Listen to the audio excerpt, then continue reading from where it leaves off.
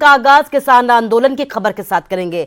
Delhi Haryana border पर रास्ता खोलने को लेकर सीएम मनोहर लाल की अध्यक्षता में एक अहम बैठक हुई। बैठक में गृह मंत्री अनिल विज और गृह सचिव भी मौजूद रहे। बैठक के बाद अनिल विज ने यह जानकारी दी है कि गृह सचिव राजीव अरोड़ा की अध्यक्षता में प्रदेश स्तरीय हाई पावर कमेटी गठित की गई है, जो संयुक्त किसान मोर्चा से दिल्ली बॉर्डर पर रास्ता खोले जाने को लेकर बातचीत करेगी। विज ने यह भी बताया कि मानव अधिकार आयोग के नोटिस को लेकर इस बैठक में फिलहाल कोई चर्चा नहीं की गई, क्योंकि अभी हमें कोई नोटिस नहीं मिला है। पोजीशन का सारा बताया जा रहा है और हमने सुप्रीम कोर्ट में भी एफिडेविट दाखिल किया है। माननीय उच्चतम न्यायालय के आदेश भी आए हैं इसके बारे में कि वहाँ पर रास्ता दिलाया जाए। उसके लिए हमने उच्च स्तरीय बैठक रखी है, उसमें फैसला करेंगे कि क्या करना हमको। 15 तारीख को मुख्यमंत्री जी की अध्यक्षता में होगी।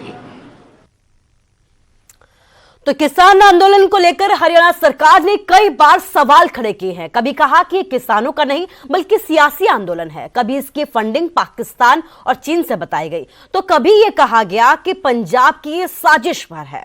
अब हरियाणा बीजेपी अध्यक्ष ओम प्रकाश धनखड़ ने आंदोलन को ड्रग्स कनेक्शन के साथ जोड़ा है और आरोप पंजाब पर भी लगाए हैं।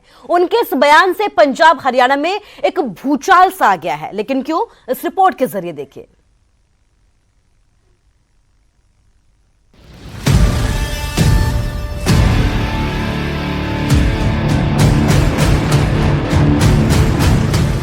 किसान आंदोलन का ड्रग्स कनेक्शन।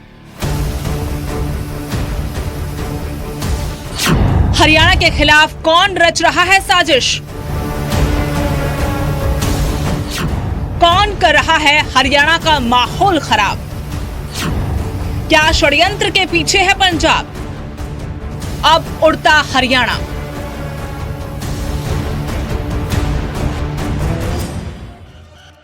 किसान आंदोलन के बहाने पंजाब हरियाणा की सरकारों में ठन चुकी है।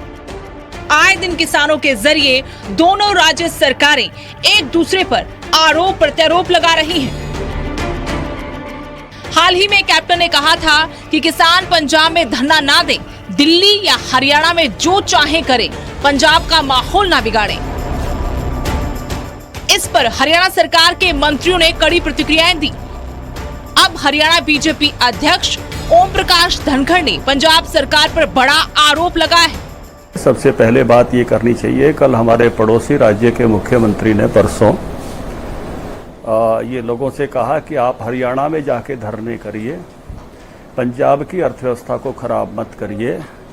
इसका मतलब ये हुआ कि हरियाणा की अर्थव्यवस्था को खराब करिए, जिसका दूसरे अर्थों में ये अर्थ होता है। पहले भी देश के कुछ हिस्सों में ऐसी घटनाएं हुई हैं, पूर्वोत्तर में इकोनॉमिक बैरियर ऐसे लगे हैं जिनके रास्ते किसी दूसरों के राज्य से होकर जाते थे, और इस तरह की कह के और कुछ लोगों को अगर भेजने की बात वो कर रहे हैं, तो पंजाब तो खुद इकोनॉमी के हिसाब से हरियाणा से अब बहुत पीछे है। बात सिर्फ इतनी भर नहीं थी। ओपी धनखड़ ने आंदोलन का ड्रग्स कनेक्शन बताकर सबको चौंका दिया। उन्होंने कहा कि नशे की समस्या पंजाब में थी, हरियाणा में नहीं। लेकिन पिछले करीब 2 साल से हरियाणा में ये बड़ी समस्या बन गई है। हमारा प्रदेश उड़ता हरियाणा बनता जा रहा है। उनका इशारा किसान आंदोलन की तरफ था, जिसके बहाने पंजाब से नशा हरियाणा को बर्बाद कर रहा है। लेकिन अगर ये बढ़ गया, जैसे बॉर्डर के जिलों में बड़े घोषित तौर पे आ रहा था, बॉर्डर के जिलों में, आपको मालूम है ना, फतेहाबाद की बार बार शिकायतें आती हैं इस बात की। ऐसी ही शिकायतें अब इन जिलों में आने लगी है। आपका चैनल इस पर मैं कहूंगा कि रिपोर्ट करे, स्टडी करे, केवल मेरे बयान तक सीमित नहीं रहे।